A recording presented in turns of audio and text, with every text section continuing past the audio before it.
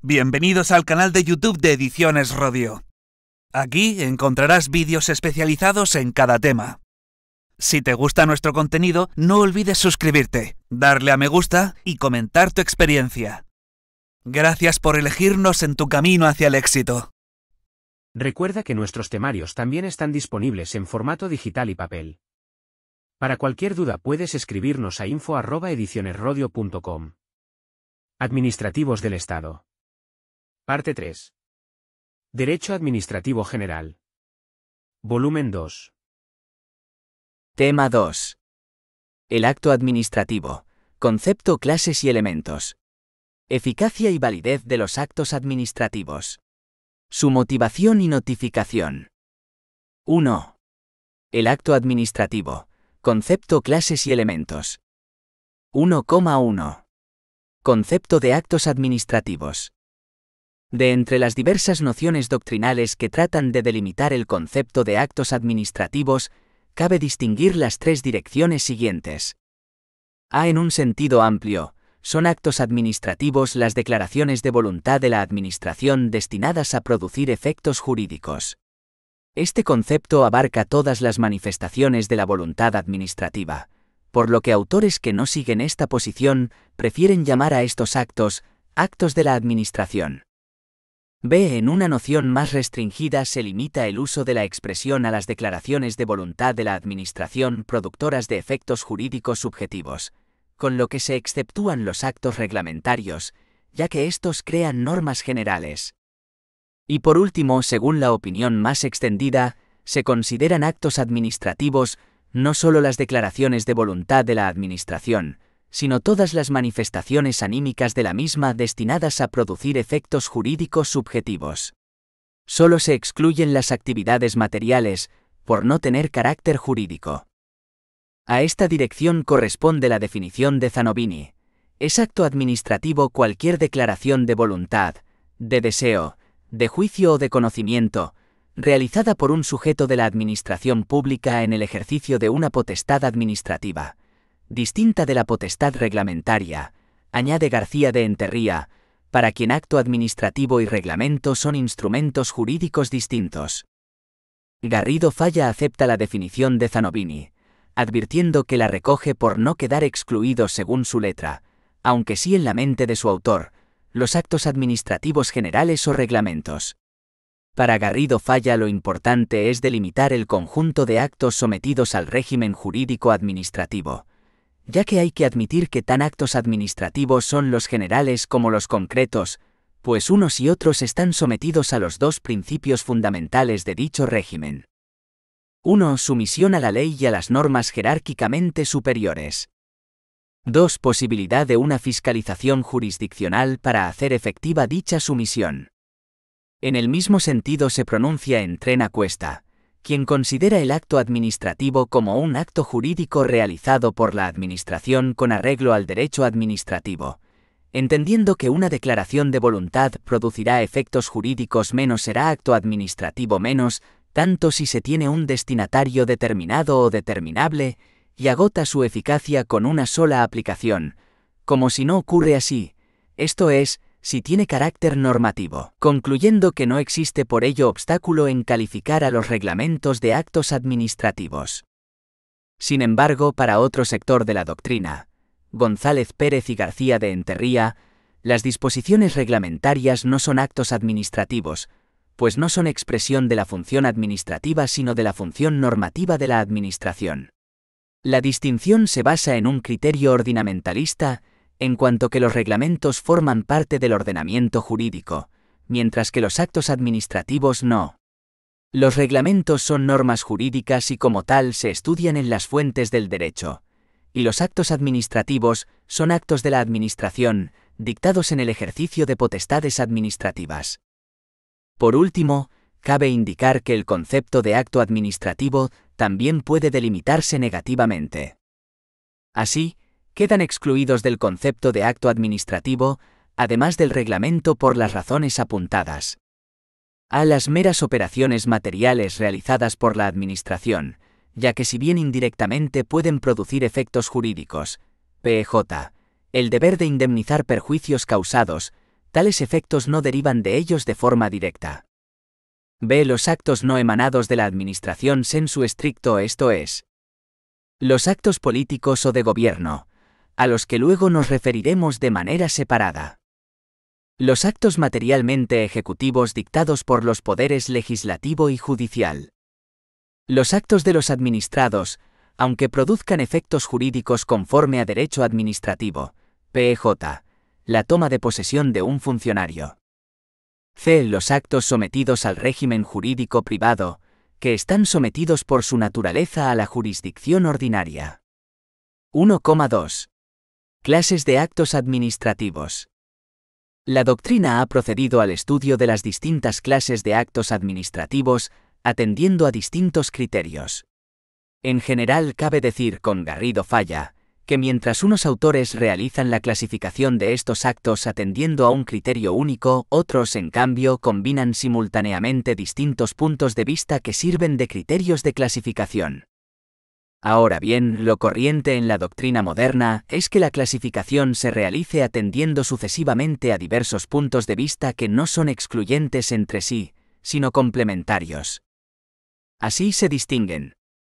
Examinemos detalladamente cada una de las categorías de actos citados. 1.2.1. Actos generales y concretos. Se entiende por acto administrativo general, según Ranelletti, aquella declaración de la administración pública que mira abstractamente a una pluralidad de personas, PEJ, una relación de funcionarios o de expropiados, o casos indeterminados o indeterminables, y por acto concreto, la misma declaración cuando mira a una o más personas o casos individualmente determinados o determinables.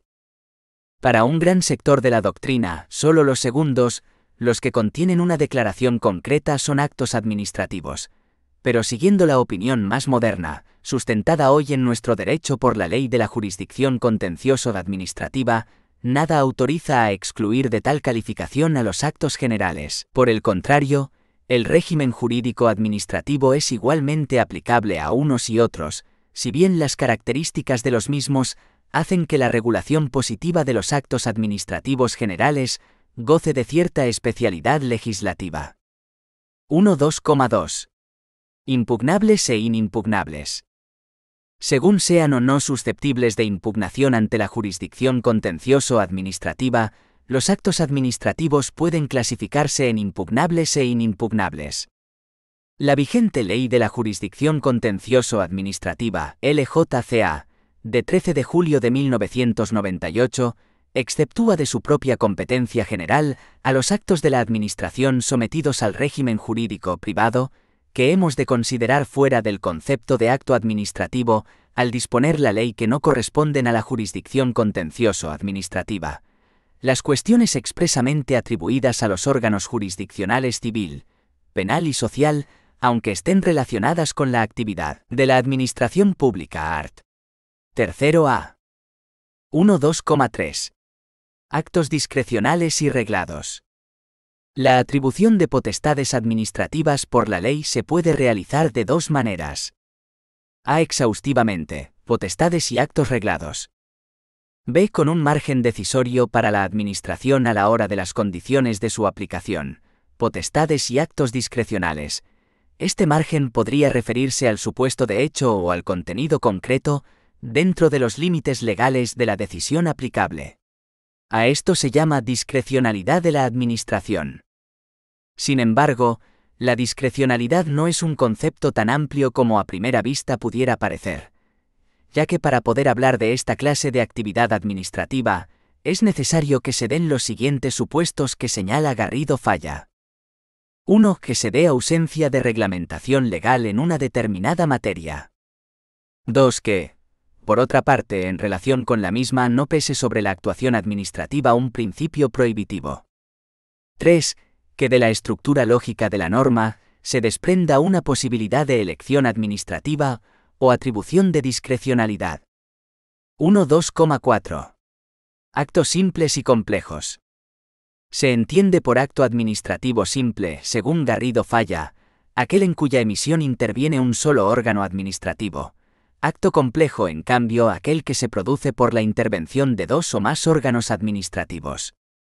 Según Entrena Cuesta, lo normal es que los actos administrativos sean compuestos, es decir, fruto de la participación de varios órganos, e incluso en ocasiones, de varios sujetos, cada uno de los cuales dicta un acto menos que se dicta con los demás en el acto compuesto menos, en razón a la unidad del fin que tales actos persiguen.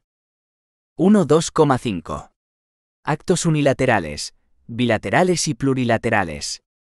Esta clasificación responde al criterio de los sujetos participantes en la emisión del acto.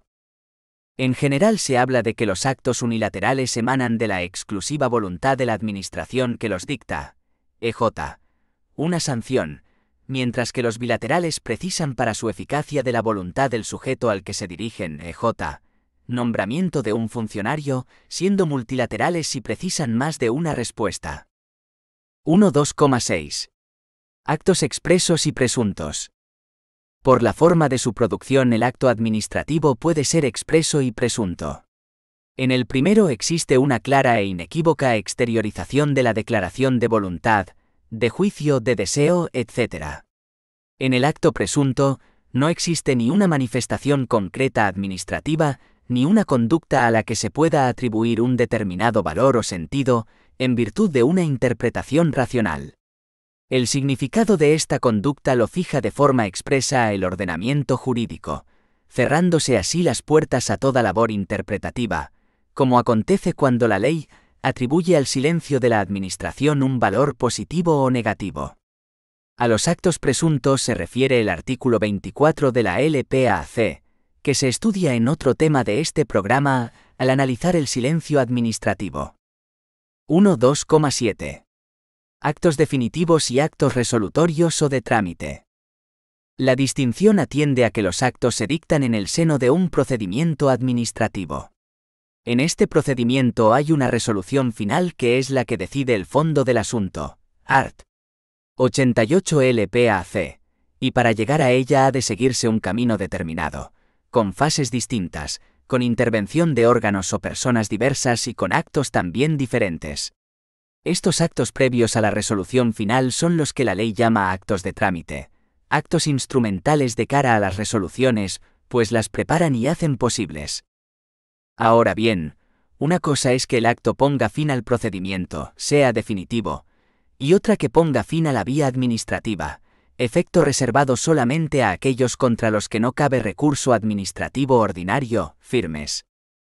Pero es importante destacar que, en principio, solo son recurribles las resoluciones de actos definitivos, y no los actos de trámite.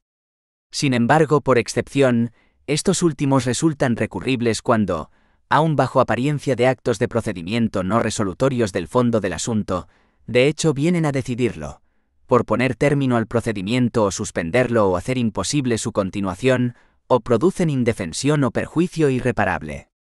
Es decir, los actos de trámite solo son recurribles cuando bajo su apariencia se encubre una verdadera resolución, art. 112,1 LPAC.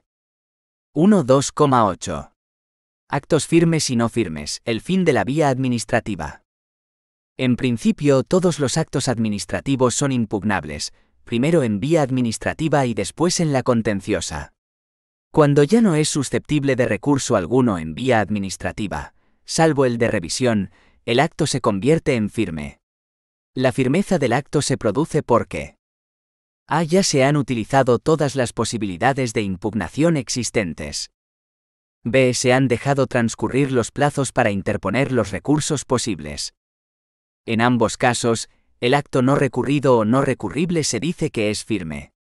En otras palabras, no todos los actos definitivos ponen fin a la vía administrativa, sino solo aquellos contra los que no cabe recurso administrativo ordinario. El artículo 114 de la LPAC establece que ponen fin a la vía administrativa. A. Las resoluciones de los recursos de alzada. B. Las resoluciones de los procedimientos de impugnación a que se refiere el artículo 112,2. C. Las resoluciones de los órganos administrativos que carezcan de superior jerárquico, salvo que una ley establezca lo contrario. D. los acuerdos, pactos, convenios o contratos que tengan la consideración de finalizadores del procedimiento. E. La resolución administrativa de los procedimientos de responsabilidad patrimonial, cualquiera que fuese el tipo de relación, pública o privada, de que derive. F. La resolución de los procedimientos complementarios en materia sancionadora a los que se refiere el artículo 90,4. G. Las demás resoluciones de órganos administrativos cuando una disposición legal o reglamentaria así lo establezca. Por su parte, el punto segundo del mismo artículo 114 LPAC concreta qué órganos son los que ponen fin a la vía administrativa en el ámbito estatal. 2. Además de lo previsto en el apartado anterior, en el ámbito estatal, ponen fin a la vía administrativa los actos y resoluciones siguientes. A. Los actos administrativos de los miembros y órganos del Gobierno. B. Los emanados de los ministros y los secretarios de Estado en el ejercicio de las competencias que tienen atribuidas los órganos de los que son titulares. C. Los emanados de los órganos directivos con nivel de director general o superior, en relación con las competencias que tengan atribuidas en materia de personal.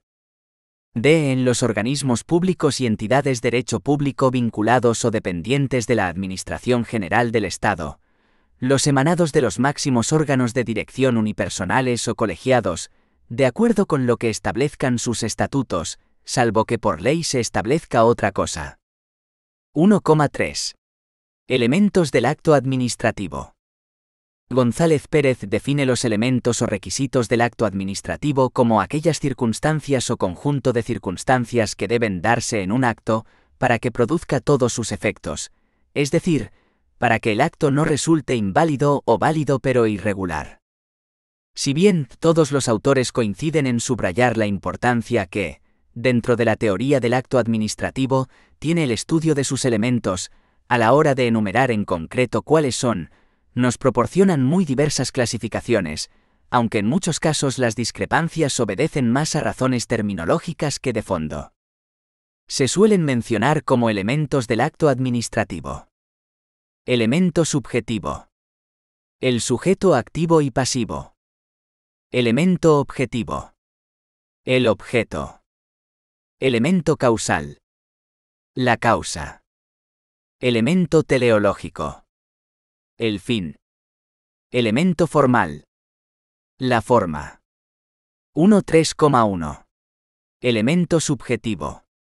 Por definición del acto administrativo debe ser dictado por un sujeto de la administración pública, que recibe la denominación de sujeto activo.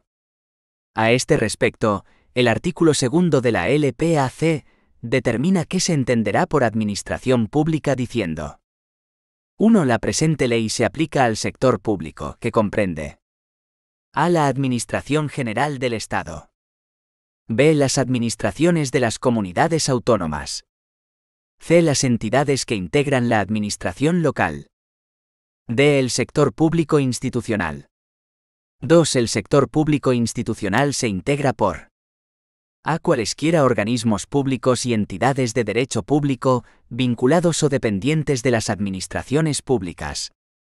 B. Las entidades de derecho privado vinculadas o dependientes de las administraciones públicas, que quedarán sujetas a lo dispuesto en las normas de esta ley que específicamente se refieran a las mismas, y en todo caso, cuando ejerzan potestades administrativas. C. Las universidades públicas, que se regirán por su normativa específica y supletoriamente por las previsiones de esta ley. 3. Tienen la consideración de administraciones públicas la Administración General del Estado, las administraciones de las comunidades autónomas, las entidades que integran la administración local, así como los organismos públicos y entidades de derecho público previstos en la letra A del apartado 2 anterior. Ahora bien, los distintos sujetos de la administración pública actúan a su vez a través de órganos, y en este punto es donde se sitúa y aparece el requisito de la competencia, pues para la validez del acto administrativo es necesario que el mismo emane de un órgano, que tenga competencia para ello. Así, según el artículo 34 LPAC, los actos administrativos que dicten las administraciones públicas se producirán por el órgano competente. La competencia ha sido definida como la medida de potestad que pertenece a cada órgano, distinguiendo tres tipos. Competencia territorial o por razón del territorio. Competencia funcional o por razón de la materia. Competencia jerárquica o por razón del grado. Además, en el sujeto activo del acto administrativo han de concurrir otras dos condiciones esenciales. La legitimación debe contar con los requisitos que le permitan actuar en nombre de la administración que emite el acto, nombramiento, asignación de destino, toma de posesión, etc. La imparcialidad, pues en caso contrario entrarían en juego los mecanismos de la abstención y la recusación, analizados en su sede. El otro elemento subjetivo del acto administrativo es el sujeto pasivo, aquel o aquellos a los que se dirige o contra los que se ejecuta el acto administrativo. Puede tratarse de una o varias personas físicas, personas jurídicas, otros organismos o entes públicos e incluso una generalidad de posibles sujetos por determinar. En su sede se analiza la figura del interesado o administrado como sujeto pasivo de la actividad de la administración, y por tanto, sujeto pasivo de sus actos. Hemos comentado ya que hay determinados actos en los que la actividad o aceptación del sujeto pasivo es esencial para su validez, como sucede con los nombramientos, que no surtirán los efectos debidos si no se siguen de la toma de posesión. 1.3.2. Elemento objetivo. Contenido del acto administrativo. El contenido del acto administrativo, en una acepción amplia, se determina por su oposición a la forma del acto, comprendiendo todos los elementos integrantes de lo que, en términos judiciales, se denomina el fondo del asunto. En sentido estricto, el contenido es, como dice Vita, la declaración de conocimiento, voluntad o juicio en que el acto consiste. Se identifica así con el objeto del acto, y en razón de él un acto administrativo se diferencia sustancialmente de otro. Entendemos por contenido u objeto del acto administrativo el efecto práctico que con dicho acto se pretende obtener: nombramiento de un funcionario, imposición de una multa, requisa de un vehículo, etc. Garrido Falla. El contenido del acto ha de ser A. Determinado o susceptible de determinación, art. 34,2 LPAC. El contenido de los actos se ajustará a lo dispuesto por el ordenamiento jurídico y será determinado y adecuado a los fines de aquellos. B. Posible, en caso de que no lo sean, el art. 47 de la LPAC los sanciona con nulidad. C. Lícito según dice el citado art. 34,2 LPAC. D. Adecuado al fin. Consiste en el interés público previsto por el legislador para cada caso. La Administración ha de someterse, en todo caso, a una especie de regla de conducta, la necesidad de perseguir el interés público en cada una de sus actuaciones. De ahí el gran acierto de la Constitución al determinar que los tribunales controlarán el sometimiento de la actuación administrativa a los fines que la justifican. Art. 106,1 de la Constitución. Por esa vía, el fin se erige en un nuevo elemento nada menos que de rango constitucional, del acto administrativo. Este deberá enderezarse al logro de aquella finalidad que determinó el otorgamiento de la potestad ejercitada. Precisamente cuando se ejercen potestades administrativas para fines distintos de los fijados por el ordenamiento jurídico, se produce la desviación de poder que hace que los actos sean anulables. Además de lo anterior, la doctrina suele distinguir varios tipos de contenido del acto, categorías estas que no son excluyentes entre sí, pudiendo un mismo acto tener varias clases de contenidos. El contenido esencial es aquel sin el cual el acto no tiene existencia. Por ejemplo, la licencia para edificar deberá contener una declaración facultando para realizar la obra. En el caso contrario, no puede decirse que se ha otorgado dicha licencia. El contenido natural es el que necesariamente forma parte del acto administrativo y sirve para individualizarlo respecto de los demás. Por ejemplo, el contenido natural de la expropiación forzosa es la transferencia coactiva de la propiedad del particular al ente público. No se puede aprovechar una resolución para incluir en ella contenidos que no casan con la lógica de la misma. El contenido implícito se refiere a aquellas cláusulas no expresas, pero que hay que entender incluidas en el acto porque el ordenamiento jurídico las supone en todos los de la misma especie. El contenido eventual o accidental es el integrado por aquellas cláusulas que el órgano administrativo puede introducir en el acto, dirigidas a modificar, generalmente restringiendo sus efectos, el contenido esencial del acto. Estas son las cláusulas accesorias del acto jurídico, en particular la condición, el término y el modo. Una condición es un hecho futuro e incierto del cual se hace depender la eficacia de un acto administrativo. Por ejemplo, reducción de la cuantía de una multa administrativa por pronto pago. Término, que indica el día desde el cual debe tener eficacia el acto, o desde el cual la eficacia del acto administrativo debe cesar. Por ejemplo, el plazo de duración de una concesión administrativa. El modo consiste en una carga impuesta a la persona a favor de la cual se dicta el acto administrativo. Por ejemplo, se concede una licencia de construcción con la adición de que habrá de construirse un aparcamiento subterráneo. 1.3,3. Elemento causal. La causa constituye el porqué del acto, el motivo que justifica la existencia del acto. De esta suerte, el presupuesto de hecho del acto se incorpora como elemento del mismo. Es decir, el acto no puede dictarse de forma abstracta o alejado de una circunstancia real que lo motive. Si nadie pide una licencia de obras, no tiene sentido dictar un acto que la otorgue. 1.3,4. Elemento teleológico. El fin del acto administrativo. La administración ha de someterse, en todo caso, a una especie de regla de conducta, la necesidad de perseguir el interés público en cada una de sus actuaciones. De ahí el gran acierto de la Constitución al determinar que los tribunales controlarán el sometimiento de la actuación administrativa a los fines que la justifican. Art. 106,1 de la Constitución. Por esa vía, el fin se erige en un nuevo elemento nada menos que de rango constitucional, del acto administrativo. Este deberá enderezarse al logro de aquella finalidad que determinó el otorgamiento de la potestad ejercitada. Según Garrido Falla, así como el elemento causal se determina con la contestación a la pregunta ¿por qué?, el elemento fin del acto administrativo es la respuesta a la pregunta ¿para qué?. Y así como la realización de actos de derecho privado por los particulares no responden a exigencias objetivas de la ley, sino a los motivos extrajurídicos que animan a cada sujeto, en cambio el acto administrativo se dirige siempre a una finalidad objetivamente determinada, el interés público o el interés del servicio público. En cada acto administrativo el fin viene dado, pues, por una especial manifestación del interés público.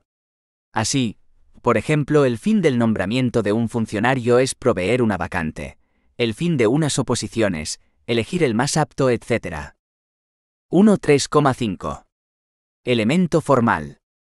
Por elemento formal, podemos entender tanto el iter que ha de seguirse para dictar cualquier acto administrativo, el procedimiento, como las características externas que ha de reunir el acto. En este sentido amplio Garrido Falla distingue la forma de integración de la voluntad administrativa o procedimiento administrativo, la forma de la declaración de la voluntad administrativa o forma de exteriorización. Como procedimiento, el elemento formal viene constituido por las normas, pautas y reglas que rigen a las administraciones públicas en la formación de su voluntad, las cuales constituyen garantías de cara al ciudadano, que encauzan la labor administrativa para evitar arbitrariedades, abusos o ilegalidades. La sumisión del actuar administrativo a un determinado procedimiento ha pasado a ser en nuestro derecho una exigencia constitucional. Art. 105c de la Constitución. El procedimiento sería un modo de producción de un acto por aplicación de normas jurídicas superiores a ese acto. El acto administrativo no puede ser producido de cualquier manera, a voluntad del titular del órgano a quien compete tal producción, sino que ha de seguir para llegar al mismo un procedimiento determinado. El procedimiento es, pues, un cauce necesario para la producción de actos administrativos. Así, el artículo 34 LPAC dice: los actos administrativos se producirán por el órgano competente ajustándose al procedimiento establecido. Como características físicas o externas, el elemento formal viene perfilado por lo dispuesto en el art. 36 LPAC. 1. Los actos administrativos se producirán por escrito a través de medios electrónicos, a menos que su naturaleza exija otra forma más adecuada de expresión y constancia. 2. En los casos en que los órganos administrativos ejerzan su competencia de forma verbal, la constancia escrita del acto, cuando sea necesaria, se efectuará y firmará por el titular del órgano inferior o funcionario que la reciba oralmente, expresando en la comunicación del mismo la autoridad de la que procede. Si se tratara de resoluciones, el titular de la competencia deberá autorizar una relación de las que haya dictado de forma verbal, con expresión de su contenido. 3. Cuando deba dictarse una serie de actos administrativos de la misma naturaleza, tales como nombramientos, concesiones o licencias, podrán refundirse en un único acto acordado por el órgano competente, que especificará las personas u otras circunstancias que individualicen los efectos del acto para cada interesado. Actos múltiples. La forma externa del acto no se agota en esta disposición, pues la ley establece según los casos, otros elementos formales muy concretos, que concurren según la naturaleza del acto en cada caso, como la motivación requerida si una resolución se aparta de lo dispuesto en el informe emitido durante su tramitación, por ejemplo, el pie de recurso, la estructura normalizada, para las solicitudes singularmente, ex art. 66,4 LPAC, etc. 1,4. La motivación. Con este nombre se conoce uno de los requisitos de forma del acto administrativo, que hemos enumerado en el epígrafe anterior. La motivación del acto administrativo consiste en la expresión en el mismo de las razones que han movido a la administración para dictarlo. Lo primero que conviene analizar en relación con este tema es el determinar si es o no necesaria la motivación de los actos administrativos. Al respecto parece conveniente resaltar ya que la regla general en nuestro derecho es el carácter meramente facultativo de dicha motivación, salvo en los supuestos expresamente señalados en el artículo 35 LPAC, conforme al cual serán motivados, con sucinta referencia de hechos y fundamentos de derecho, a los actos que limiten derechos subjetivos o intereses legítimos. B. Los actos que resuelvan procedimientos de revisión de oficio de disposiciones o actos administrativos, recursos administrativos y procedimientos de arbitraje, y los que declaren su inadmisión. C. Los actos que se separen del criterio seguido en actuaciones precedentes o del dictamen de órganos consultivos. D. Los acuerdos de suspensión de actos, cualquiera que sea el motivo de esta, así como la adopción de medidas provisionales previstas en el artículo 56.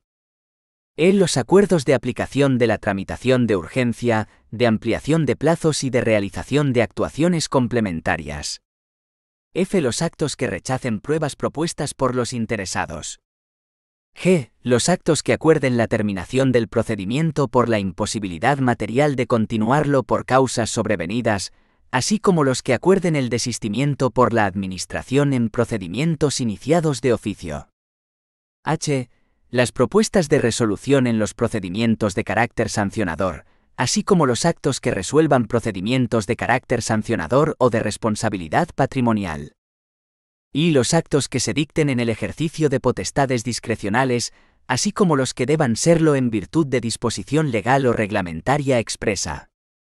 La motivación de los actos que pongan fin a los procedimientos selectivos y de concurrencia competitiva se realizará de conformidad con lo que dispongan las normas que regulen sus convocatorias, debiendo en todo caso quedar acreditados en el procedimiento los fundamentos de la resolución que se adopte.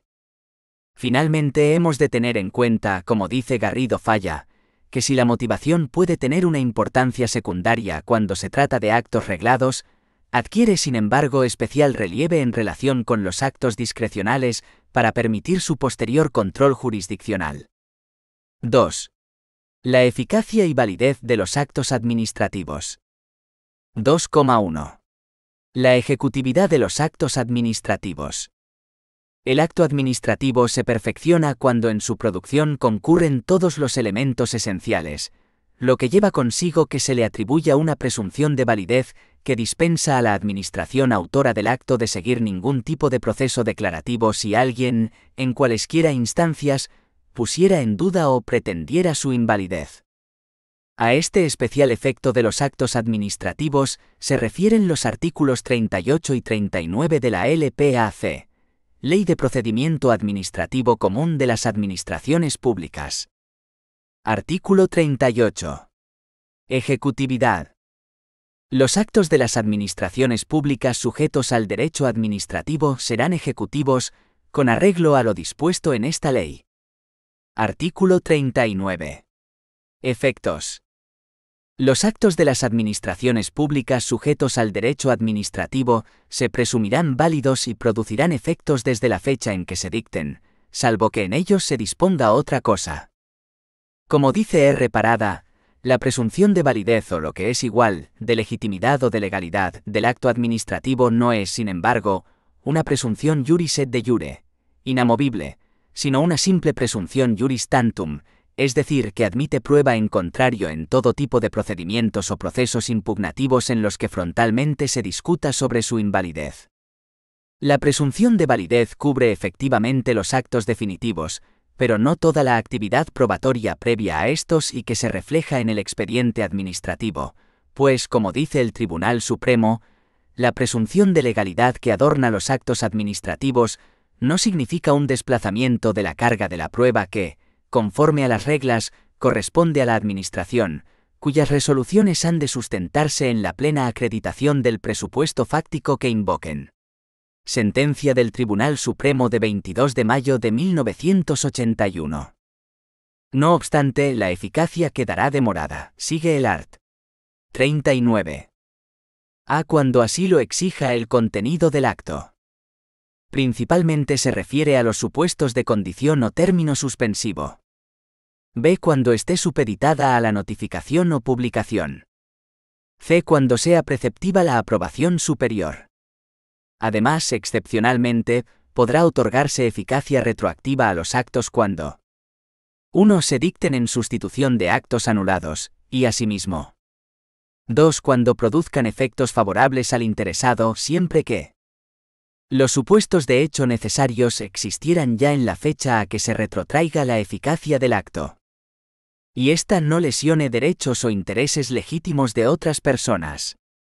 Como hemos dicho, la jurisprudencia del Tribunal Supremo ha interpretado el principio de la presunción de validez de los actos administrativos en el sentido de que la carga de accionar, de recurrir para destruir aquella presunción, corresponde al administrado, sin que ello signifique que la carga de la prueba de los hechos o fundamentos fácticos en los que se basa la potestad administrativa se desplace a los ciudadanos, pues estos han de ser probados por la Administración en la medida que integran el supuesto de hecho de la norma que la Administración invoca para imponer una consecuencia jurídica. Sentencias 26 de diciembre de 1990, 29 de noviembre de 1991. Este privilegio se conoce con el nombre de autotutela declarativa, es decir, se presume que el acto es válido y por eso produce efecto desde que se dicta. Es la denominada ejecutividad del acto administrativo, en virtud de la cual cuando éste se dicte puede y debe ser llevado a la práctica. Y junto a ella se ha distinguido otra peculiaridad privilegiada de los actos, la ejecutoriedad, ejecución forzosa o acción de oficio, que en cualquiera de estas formas es llamada, regulada por extenso en los artículos 97 a 105 LPAC, y en virtud de la cual la Administración lleva a la práctica el acto administrativo cuando el particular obligado a ello no lo hace voluntariamente. Hay que saber distinguir en consecuencia este privilegio de ejecutividad o eficacia de lo que se denomina la ejecutoriedad o acción de oficio o privilegio de decisión ejecutoria, esto es, la potestad de la Administración para llevar a efecto el mandato que el acto incorpora violentando la posesión y la libertad personal del administrado sin necesidad de la intervención judicial. También se denomina a la ejecutoriedad como ejecución forzosa. Los medios de ejecución forzosa que se contemplan en la LRJPAC son Apremio sobre el patrimonio. Multa coercitiva. Compulsión sobre las personas. Ejecución subsidiaria. 2,2. El principio de autotutela declarativa. Todos los actos administrativos, salvo aquellos expresamente exceptuados por la ley, son ejecutorios, esto es, obligan al inmediato cumplimiento aunque el sujeto pasivo discrepe de su legalidad. Como veremos, esta eventual discrepancia ha de instrumentarse precisamente a través de la impugnación del acto, siempre que sea posible, impugnación que no suspende por ello la obligación de su cumplimiento ni su ejecución, si bien existe la posibilidad de suspensión, como veremos. Por ello se dice que la decisión administrativa se beneficia de una presunción de legitimidad que la hace de cumplimiento necesario, sin necesidad de tener que obtener ninguna sentencia declarativa previa. Previamente a cualquier verificación por el juez, la cual queda desplazada a una eventual intervención a posteriori en el posible proceso impugnatorio que contra el acto puede montarse, la decisión de la Administración vincula a la obediencia. La doctrina habla por ello, expresivamente de un privilegio de decidir previamente a toda intervención del juez, en el doble sentido de que para ser obligatoria la decisión administrativa, no precisa el previo control judicial y de que ese control solo es posible cuando la Administración previamente ha decidido de manera ejecutoria.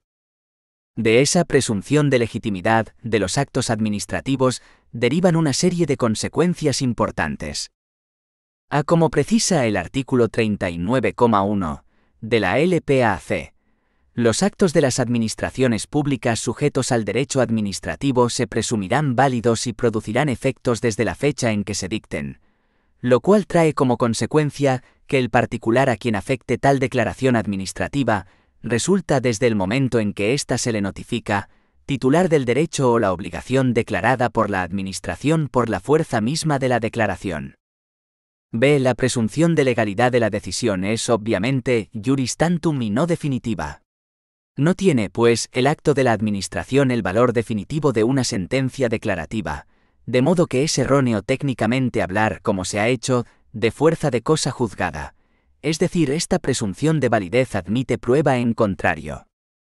Conviene notar que el mecanismo expuesto, que desplaza la carga de accionar al administrado, no implica necesariamente un desplazamiento paralelo de la carga de la prueba dentro del proceso. La Administración es titular de la carga de la prueba con normalidad en el plano material de las relaciones, de modo que si la ha desatendido, y no obstante ha dado sin prueba por probados determinados hechos, la decisión que adopte será inválida. En este sentido, rotundamente, la sentencia de 12 de noviembre de 1974. El administrado tendrá la carga de impugnar esta decisión y de justificar su ilegalidad. Desde luego, para hacerlo le bastará con invocar la desatención de la carga de la prueba que incumbía a la Administración, argumento formal que no le grava a él en el proceso, con la carga de hacer una prueba contraria, muchas veces, por lo demás, siempre que se trate de hechos negativos, virtualmente imposible. 2,3. Efectos, demora y retroactividad. Por eficacia de los actos administrativos se entiende, en primer lugar, la producción de los efectos propios de cada uno, definiendo derechos y creando obligaciones de forma unilateral. La jurisprudencia distingue entre validez y eficacia de los actos. La primera, como dice el Tribunal Supremo y acabamos de ver, supone la concurrencia en el acto de todos los elementos que lo integran y tiene lugar desde el momento que se dictan o acuerdan, mientras que la eficacia hace referencia a la producción temporal de efectos que puede hallarse supeditada a la notificación, publicación o aprobación posterior del acto válido. Efectivamente es así con carácter general. Los actos administrativos, como los actos jurídicos privados y las normas, se dictan para el futuro y por ello producen efectos desde la fecha en que se dicten. No obstante, este principio sufre dos órdenes de excepciones, bien por la demora de la eficacia, bien por la irretroactividad tal y como establece el artículo 39,2. LPAC. A. Demora. La eficacia quedará demorada cuando así lo exija el contenido del acto, o esté supeditada a su notificación, publicación o aprobación superior. Excepcionalmente, podrá otorgarse eficacia retroactiva a los actos cuando se dicten en sustitución de actos anulados, y asimismo, cuando produzcan efectos favorables al interesado, siempre que los supuestos de hecho necesarios existieran ya en la fecha a que se retrotraiga la eficacia del acto y ésta no lesione derechos o intereses legítimos de otras personas. La demora en la eficacia del acto administrativo, es decir, el retraso en la producción de sus efectos propios, puede originarse porque así lo exija la naturaleza del acto. Hasta la toma de posesión no es eficaz el nombramiento del funcionario, porque el contenido accidental incluya una condición suspensiva o término inicial que así lo establezca. O bien, por último, porque la eficacia quede supeditada a su notificación, publicación o aprobación superior. Además, el acto ya eficaz puede dejar de producir efectos en los casos de suspensión. B. Retroactividad. La proyección de la eficacia del acto sobre el tiempo pasado se gobierna por la regla general de la irretroactividad, principio sin excepción para los actos de gravamen o limitativos de derechos en aplicación inexcusable del artículo 9,3 de la Constitución, que garantiza la irretroactividad de las disposiciones sancionadoras, no favorables o restrictivas de derechos individuales, debiendo entenderse aquí por disposición no solo los reglamentos, sino también y con mayor motivo, los actos administrativos. Para los actos favorables o ampliativos, el principio general es también la irretroactividad. Sin embargo, es posible la eficacia retroactiva cuando se dicten en sustitución de actos anulados, y asimismo, cuando produzcan efectos favorables al interesado, siempre que los supuestos de hecho necesarios existieren ya en la fecha a que se retrotraiga la eficacia del acto y éste no lesione derechos o intereses legítimos de otras personas. Art. 39,3. LPAC. Aunque en estos casos la ley afirma que la retroactividad tendrá carácter excepcional, el Tribunal Supremo, con buen juicio, parece imponer la eficacia retroactiva a los actos dictados tanto en sustitución de actos anulables como de actos nulos de pleno derecho. A favor de esta tesis están los principios de buena fe, de seguridad jurídica y legalidad, pues sería anómalo, y por tanto, rechazable, que la infracción del ordenamiento jurídico por la Administración beneficiase a ésta retrasando el nacimiento de situaciones jurídicas y sus consecuencias más allá del momento en que debieron nacer. La eficacia retroactiva de los actos favorables estará siempre condicionada, en primer lugar, a que los supuestos de hecho necesarios existieran ya en el momento a que se retrotraiga la eficacia del acto y, en segundo término, a que no lesione derechos o intereses de otra persona, pues la retroactividad de un acto, aunque sea beneficiosa para unos interesados, puede ser gravosa o perjudicial para otros. Por ejemplo, el ascenso de un funcionario puede perjudicar a otros del mismo escalafón. 2,4. La notificación. Es el principal acto de comunicación del acto administrativo. Es importante, porque si el acto no se comunica a sus destinatarios, difícilmente puede ser ejecutado por estos. En no pocas veces, su eficacia depende de esta comunicación. Por eso la LPAC se detiene largamente en la regulación de la notificación y de la publicación, que es otro medio de comunicación posible. El impacto de las TIC en la teoría y práctica del acto administrativo se ha dejado notar especialmente en este punto, procurando siempre la actualización de medios de acuerdo con la evolución social. Los artículos 40 a 44 de la LPAC señalan el contenido y plazos de la notificación al establecer. Artículo 40. Notificación. 1. El órgano que dicte las resoluciones y actos administrativos los notificará a los interesados cuyos derechos e intereses sean afectados por aquellos, en los términos previstos en los artículos siguientes. 2. Toda notificación deberá ser cursada dentro del plazo de 10 días a partir de la fecha en que el acto haya sido dictado, y deberá contener el texto íntegro de la resolución, con indicación de si pone fin o no a la vía administrativa, la expresión de los recursos que procedan en su caso, en vía administrativa y judicial, el órgano ante el que hubieran de presentarse, y el plazo para interponerlos, sin perjuicio de que los interesados puedan ejercitar, en su caso, cualquier otro que estimen procedente. 3. Las notificaciones que, conteniendo el texto íntegro del acto, omitiesen alguno de los demás requisitos previstos en el apartado anterior, surtirán efecto a partir de la fecha en que el interesado realice actuaciones que supongan el conocimiento del contenido y alcance de la resolución o acto objeto de la notificación, o interponga cualquier recurso que proceda. 4. Sin perjuicio de lo establecido en el apartado anterior, y a los solos efectos de entender cumplida la obligación de notificar dentro del plazo máximo de duración de los procedimientos, será suficiente la notificación que contenga, cuando menos, el texto íntegro de la resolución, así como el intento de notificación debidamente acreditado. 5. Las administraciones públicas podrán adoptar las medidas que consideren necesarias para la protección de los datos personales que consten en las resoluciones y actos administrativos, cuando estos tengan por destinatarios a más de un interesado. Artículo 41. Condiciones generales para la práctica de las notificaciones. 1. Las notificaciones se practicarán preferentemente por medios electrónicos y, en todo caso, cuando el interesado resulte obligado a recibirlas por esta vía. No obstante lo anterior, las administraciones podrán practicar las notificaciones por medios no electrónicos en los siguientes supuestos.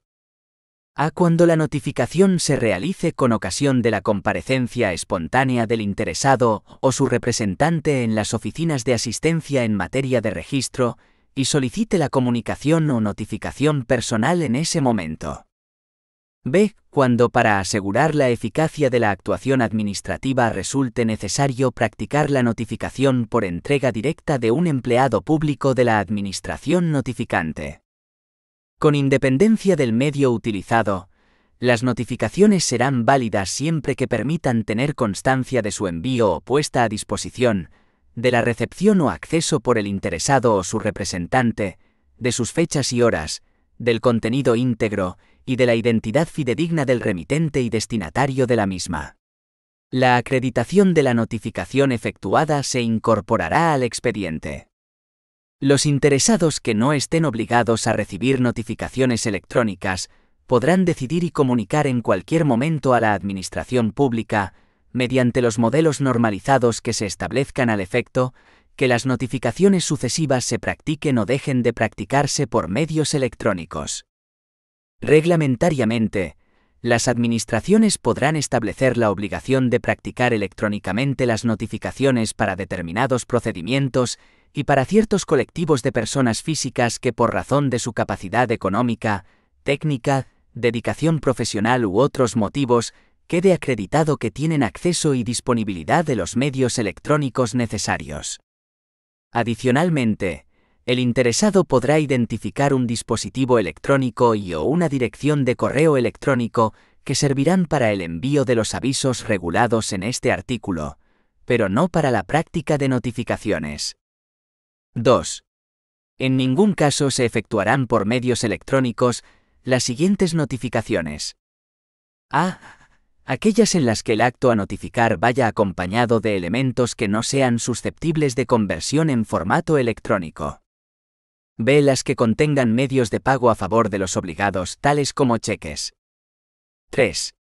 En los procedimientos iniciados a solicitud del interesado, la notificación se practicará por el medio señalado al efecto por aquel. Esta notificación será electrónica en los casos en los que exista obligación de relacionarse de esta forma con la Administración. Cuando no fuera posible realizar la notificación de acuerdo con lo señalado en la solicitud, se practicará en cualquier lugar adecuado a tal fin, y por cualquier medio que permita tener constancia de la recepción por el interesado o su representante, así como de la fecha, la identidad y el contenido del acto notificado. 4. En los procedimientos iniciados de oficio, a los solos efectos de su iniciación, las administraciones públicas podrán recabar, mediante consulta a las bases de datos del Instituto Nacional de Estadística, los datos sobre el domicilio del interesado recogidos en el padrón municipal, remitidos por las entidades locales, en aplicación de lo previsto en la Ley 7/1985 de 2 de abril, reguladora de las bases del régimen local. 5. Cuando el interesado o su representante rechace la notificación de una actuación administrativa, se hará constar en el expediente, especificándose las circunstancias del intento de notificación y el medio, dando por efectuado el trámite y siguiéndose el procedimiento. 6. Con independencia de que la notificación se realice en papel o por medios electrónicos, las administraciones públicas enviarán un aviso al dispositivo electrónico y o a la dirección de correo electrónico del interesado que éste haya comunicado, informándole de la puesta a disposición de una notificación en la sede electrónica de la administración u organismo correspondiente o en la dirección electrónica habilitada única. La falta de práctica de este aviso no impedirá que la notificación sea considerada plenamente válida. 7. Cuando el interesado fuera notificado por distintos cauces, se tomará como fecha de notificación la de aquella que se hubiera producido en primer lugar. Artículo 42. Práctica de las notificaciones en papel. Las notificaciones en papel han pasado, o tienen vocación de pasar a ser la excepción a la regla, cuando hasta fechas recientes eran lo normal y lo siguen siendo en numerosos ámbitos de la administración pública. 1. Todas las notificaciones que se practiquen en papel deberán ser puestas a disposición del interesado en la sede electrónica de la administración u organismo actuante, para que pueda acceder al contenido de las mismas de forma voluntaria. 2. Cuando la notificación se practique en el domicilio del interesado, de no hallarse presente éste en el momento de entregarse la notificación, podrá hacerse cargo de la misma cualquier persona mayor de 14 años que se encuentre en el domicilio y haga constar su identidad. Si nadie se hiciera cargo de la notificación, se hará constar esta circunstancia en el expediente, junto con el día y la hora en que se intentó la notificación, intento que se repetirá por una sola vez y en una hora distinta dentro de los 3 días siguientes. En caso de que el primer intento de notificación se haya realizado antes de las 15 horas, el segundo intento deberá realizarse después de las 15 horas, y viceversa, dejando en todo caso al menos un margen de diferencia de 3 horas entre ambos intentos de notificación. Si el segundo intento también resultara infructuoso, se procederá en la forma prevista en el artículo 44. 3. Cuando el interesado accediera al contenido de la notificación en sede electrónica, se le ofrecerá la posibilidad de que el resto de notificaciones se puedan realizar a través de medios electrónicos. Artículo 43. Práctica de las notificaciones a través de medios electrónicos. 1. Las notificaciones por medios electrónicos se practicarán mediante comparecencia en la sede electrónica de la administración u organismo actuante, a través de la dirección electrónica habilitada única o mediante ambos sistemas, según disponga cada administración u organismo. A los efectos previstos en este artículo, se entiende por comparecencia en la sede electrónica el acceso por el interesado o su representante debidamente identificado al contenido de la notificación. 2. Las notificaciones por medios electrónicos se entenderán practicadas en el momento en que se produzca el acceso a su contenido. Cuando la notificación por medios electrónicos sea de carácter obligatorio, o haya sido expresamente elegida por el interesado, se entenderá rechazada cuando hayan transcurrido 10 días naturales desde la puesta a disposición de la notificación, sin que se acceda a su contenido. 3. Se entenderá cumplida la obligación a la que se refiere el artículo 40,4 con la puesta a disposición de la notificación en la sede electrónica de la Administración u organismo actuante o en la dirección electrónica habilitada única. 4. Los interesados podrán acceder a las notificaciones desde el punto de acceso general electrónico de la Administración, que funcionará como un portal de acceso. Artículo 44. Notificación infructuosa. Cuando los interesados en un procedimiento sean desconocidos, se ignore el lugar de la notificación o bien intentada esta, no se hubiese podido practicar, la notificación se hará por medio de un anuncio publicado en el Boletín Oficial del Estado. Asimismo, previamente y con carácter facultativo, Las administraciones podrán publicar un anuncio en el Boletín Oficial de la Comunidad Autónoma o de la provincia, en el tablón de edictos del ayuntamiento del último domicilio del interesado o del consulado o sección consular de la embajada correspondiente. Las administraciones públicas podrán establecer otras formas de notificación complementarias a través de los restantes medios de difusión, que no excluirán la obligación de publicar el correspondiente anuncio en el Boletín Oficial del Estado. 2,5. La publicación. Añaden los artículos 45 y 46, LPAC. Artículo 45. Publicación. 1.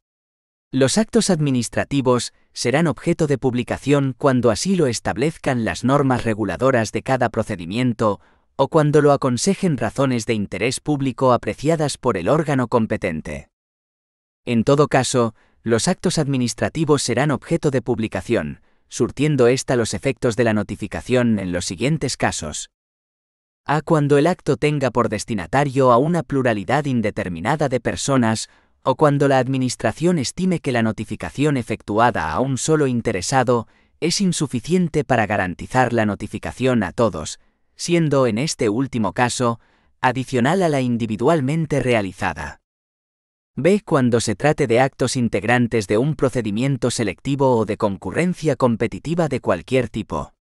En este caso, la convocatoria del procedimiento deberá indicar el medio donde se efectuarán las sucesivas publicaciones, careciendo de validez las que se lleven a cabo en lugares distintos. 2. La publicación de un acto deberá contener los mismos elementos que el artículo 40,2 exige respecto de las notificaciones. Será también aplicable a la publicación lo establecido en el apartado 3 del mismo artículo. En los supuestos de publicaciones de actos que contengan elementos comunes, podrán publicarse de forma conjunta los aspectos coincidentes, especificándose solamente los aspectos individuales de cada acto. 3. La publicación de los actos se realizará en el diario oficial que corresponda, según cuál sea la administración de la que proceda el acto a notificar. 4. Sin perjuicio de lo dispuesto en el artículo 44, la publicación de actos y comunicaciones que, por disposición legal o reglamentaria, deba practicarse en tablón de anuncios o edictos, se entenderá cumplida por su publicación en el diario oficial correspondiente. Artículo 46. Indicación de notificaciones y publicaciones. Si el órgano competente apreciase que la notificación por medio de anuncios o la publicación de un acto lesiona derechos o intereses legítimos, se limitará a publicar en el diario oficial que corresponda una somera indicación del contenido del acto y del lugar donde los interesados podrán comparecer, en el plazo que se establezca, para conocimiento del contenido íntegro del mencionado acto y constancia de tal conocimiento. Adicionalmente y de manera facultativa, las administraciones podrán establecer otras formas de notificación complementarias a través de los restantes medios de difusión que no excluirán la obligación de publicar en el correspondiente diario oficial. Resolución y comentarios a preguntas. Aparecidas en pruebas oficiales. Según el artículo 43,3 de la Ley 39/2015, de 1 de octubre, del Procedimiento Administrativo Común de las Administraciones Públicas, ¿cuándo se entenderá cumplida la obligación de la notificación electrónica de una resolución o un acto? A. Con la puesta a disposición de la notificación en la sede electrónica de cualquier administración. B. Cuando se practique la notificación presencial en el domicilio del interesado. C. Con la puesta a disposición de la notificación en la oficina de correos correspondiente. D. Con la puesta a disposición de la notificación en la sede electrónica de la administración u organismo actuante o en la dirección electrónica habilitada única. Respuesta correcta, D. Justificación. Artículo 43. Práctica de las notificaciones a través de medios electrónicos. 1. Las notificaciones por medios electrónicos se practicarán mediante comparecencia en la sede electrónica de la administración u organismo actuante, a través de la dirección electrónica habilitada única o mediante ambos sistemas, según disponga cada administración u organismo. A los efectos previstos en este artículo, se entiende por comparecencia en la sede electrónica el acceso por el interesado o su representante debidamente identificado al contenido de la notificación. 2. Las notificaciones por medios electrónicos se entenderán practicadas en el momento en que se produzca el acceso a su contenido. Cuando la notificación por medios electrónicos sea de carácter obligatorio, o haya sido expresamente elegida por el interesado, se entenderá rechazada cuando hayan transcurrido 10 días naturales desde la puesta a disposición de la notificación, sin que se acceda a su contenido. 3. Se entenderá cumplida la obligación a la que se refiere el artículo 40,4 con la puesta a disposición de la notificación en la sede electrónica de la Administración u organismo actuante o en la dirección electrónica habilitada única. 4. Los interesados podrán acceder a las notificaciones desde el punto de acceso general electrónico de la Administración, que funcionará como un portal de acceso. De acuerdo con lo dispuesto en el artículo 107 de la Ley 39/2015, de 1 de octubre, la declaración de lesividad no podrá adoptarse una vez transcurridos. A. No existe un plazo máximo para adoptar dicha declaración. B. 1 año desde que se dictó el acto administrativo. C. 2 años desde que se dictó el acto administrativo. D. 4 años desde que se dictó el acto administrativo. Respuesta correcta, D. Justificación. Artículo 107. Declaración de lesividad de actos anulables. 1. Las administraciones públicas podrán impugnar ante el orden jurisdiccional contencioso administrativo los actos favorables para los interesados que sean anulables conforme a lo dispuesto en el artículo 48, previa su declaración de lesividad para el interés público. 2. La declaración de lesividad no podrá adoptarse una vez transcurridos 4 años desde que se dictó el acto administrativo y exigirá la previa audiencia de cuantos aparezcan como interesados en el mismo, en los términos establecidos por el artículo 82. De acuerdo con el artículo 35 de la Ley 39/2015, de 1 de octubre, los actos que se separen del criterio seguido en actuaciones precedentes o del dictamen de órganos consultivos. A. Serán motivados bastando una referencia a los fundamentos de derecho. B. Serán motivados con sucinta referencia de hechos y fundamentos de derecho. C. Su motivación será potestativa. D. No deberán ser motivados. Respuesta correcta. Justificación. Artículo 35 LPAC. Serán motivados con sucinta referencia de hechos y fundamentos de derecho. C. Los actos que se separen del criterio seguido en actuaciones precedentes o del dictamen de órganos consultivos.